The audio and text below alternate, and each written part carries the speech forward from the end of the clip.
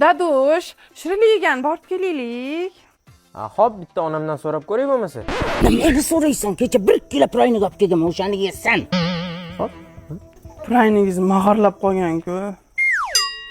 Hayotim bugun ishlarni vohlidan qilib bo'ldim. Aylanishga chiqaylik, toza havo bolamizga foyda bo'ladi-da.